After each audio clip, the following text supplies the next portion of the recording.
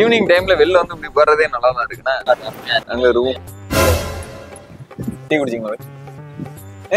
ஈவினிங்ல இப்படி வந்து உட்கார்றதுக்கே ஒரு நல்ல கம்ஃபர்ட் ஜோனா தான் இருக்கு. நல்லா இருக்கு. அப்படியே அங்க உள்ளே கடந்து ஒரு மாதிரி கோழி மாதிரி கடந்து பிராயல் கோழி மாதிரி கடந்து மேல பார்த்துட்டு வச்சுட்டு ஹீட் வேற.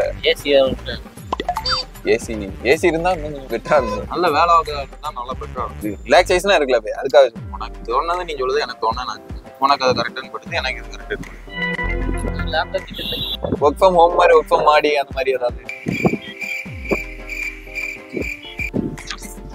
ஒரு புறாகரை வாங்கி விட்டுறலாம் போய். என்ன சொல்றீங்க? ஒரு 2 ஜோடியை மட்டும் வாங்கி விட்டு இந்த டேங்க் மேல ஒரு கூண்டை மட்டும் எடுத்துட்டோம். கல்ல ஏத்தி போட்டோம். ஜாலியா இருக்கு. படம் பார்த்தாச்சா? பார்த்தேன்.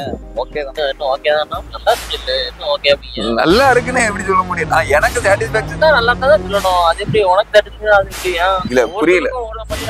பிரியாணினா அது பிரியாணி தான். இல்ல எனக்கு நல்லா இருந்தாதான் போய் நல்லா இருக்குன்னு சொல்ல முடியும். பிரியாணி தான் சொல்லுவாங்க.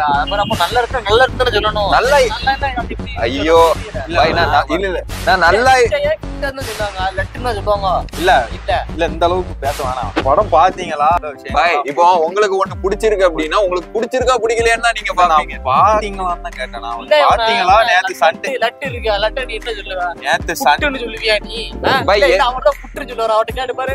லட்டா சண்டே படத்துக்கு போனீங்களான்னு சும்மா பேசுவோம். ஒண்ணு பிரியாணி யாரும் பிரியாணி இல்லன்னு சொல்ல மாட்டாங்க. ஆனா பிரியாணி நல்லா இருக்கா இல்லையான்னு தான் எல்லாரோட ஒப்பீனியனா இருக்கும்.